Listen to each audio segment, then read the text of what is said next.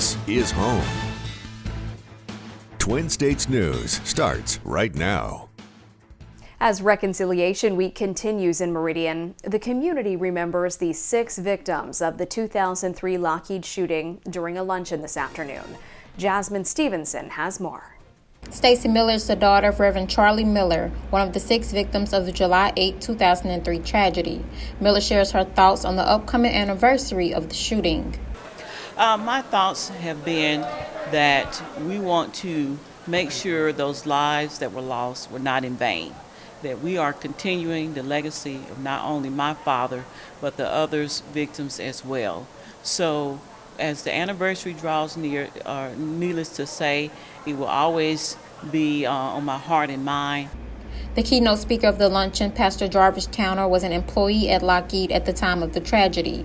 He shared a story of how he was supposed to be in the same classroom that the shooting occurred in on that day. I just found out, just knew it all of a sudden. I was doing something else and I saw people running.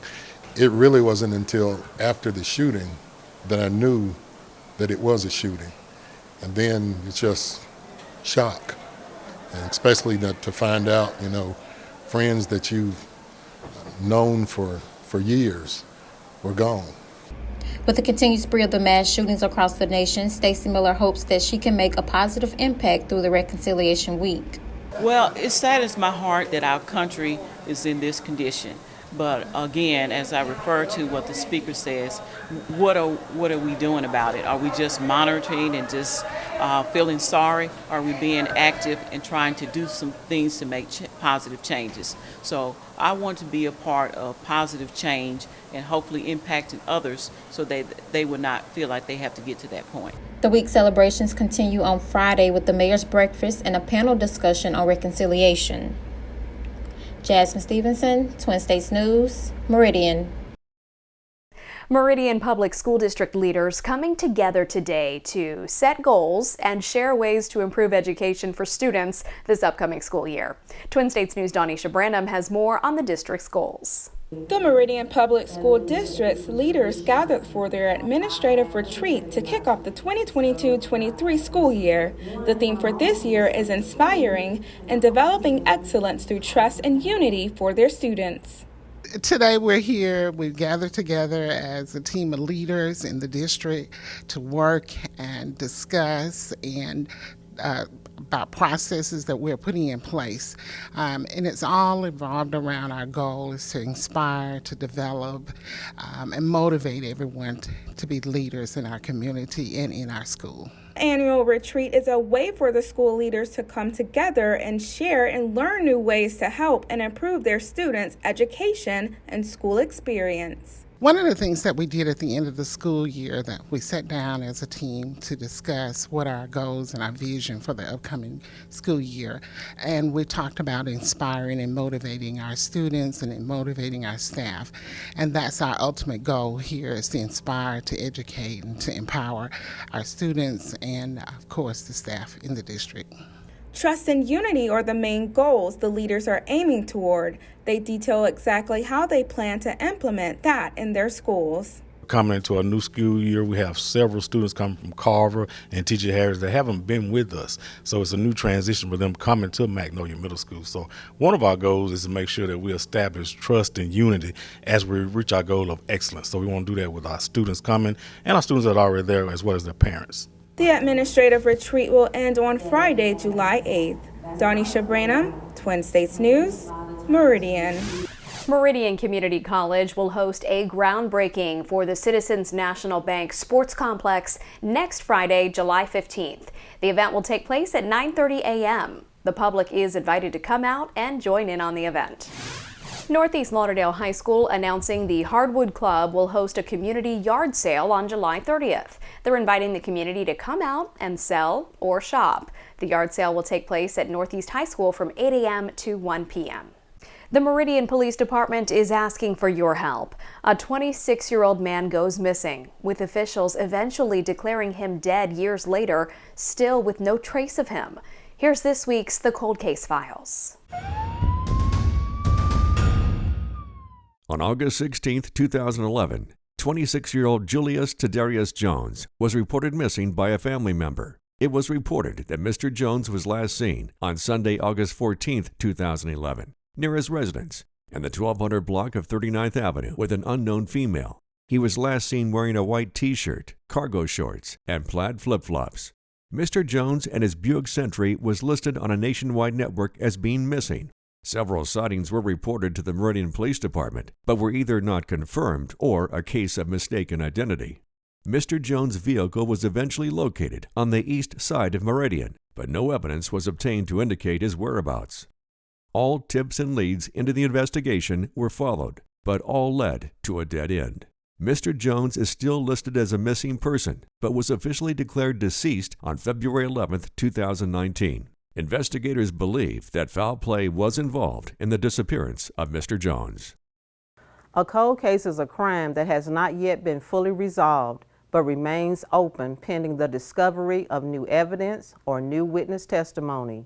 We are asking you, the public, to provide that new evidence or testimony in this cold case by calling the numbers on your screen. The death toll from the Highland Park parade shooting rising to 8 today as police continue their investigation into the alleged gunman who confessed to opening fire on parade goers celebrating the 4th of July. Madeline Rivera has more from Illinois. The suspected gunman in the July 4th shooting appearing in bond court this morning with a judge declaring he be held without bail. Alleged gunman Robert Crimo III charged with 7 counts of first-degree murder. Additional charges are expected, including attempted murder of the more than 30 hurt in the deadly parade shooting. The suspected gunman opening fire on parade goers Monday with a gun similar to an AR-15, according to police, when announcing charges Tuesday, the Lake County District Attorney calling for a ban on assault rifles. The assault weapon ban was implemented in 1994 with bipartisan support and with the support of law enforcement. We should have that same ban in Illinois and beyond. Crimo legally bought the weapon used in the shooting, despite having a history with police. In 2019, authorities responded to his home after family members reported that he threatened to kill everyone. More than a dozen knives were confiscated from Crimo at that time. And while a motive remains unclear, police believe Crimo had been planning the shooting for weeks. He brought a high-powered rifle to this parade. He accessed the roof of a business via a fire escape ladder and began opening fire on the innocent Independence Day celebration goers. The rifle was purchased in Illinois, and the information we have thus far is that it appears to have been purchased legally by Crimo. Among the victims identified are Irina and Kevin McCarthy, who leave behind a 2-year-old son.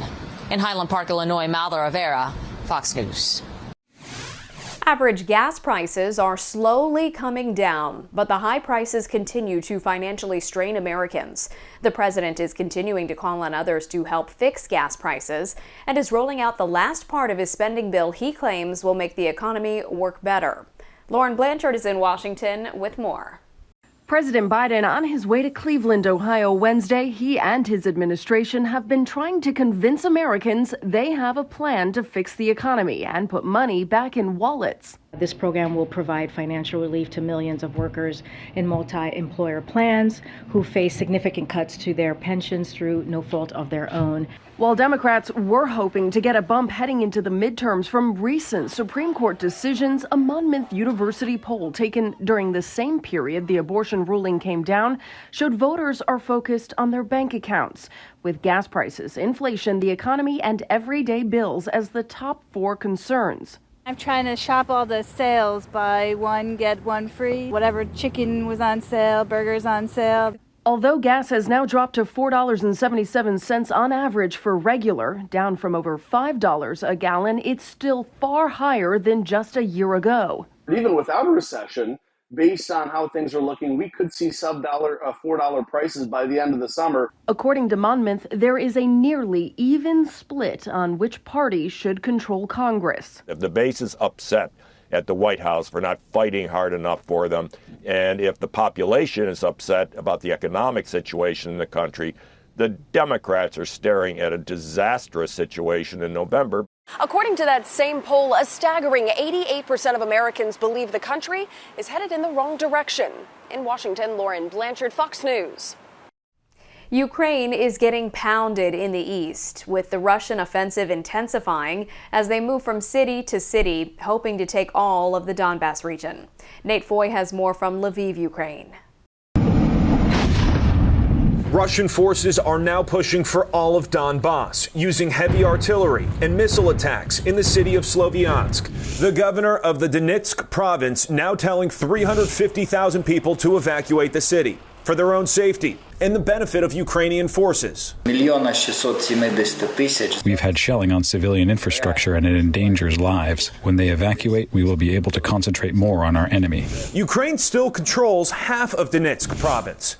Officials hope Western aid will fortify its defense as Russia relies on superior firepower. On Tuesday, a Russian official restating Moscow's goals of denazifying and demilitarizing Ukraine and enforcing its neutrality between Russia and NATO. The facts are well known. The Western countries should, of course, realize their responsibility for the deaths of civilians. The Biden administration promising to push back at the upcoming G20 summit. We'll hear the United States speak clearly with our allies and partners against what Russia is doing in terms of its invasion of Ukraine. The G20 summit starts later this week. It's unclear if Secretary of State Antony Blinken will meet with Russian Foreign Minister Sergei Lavrov.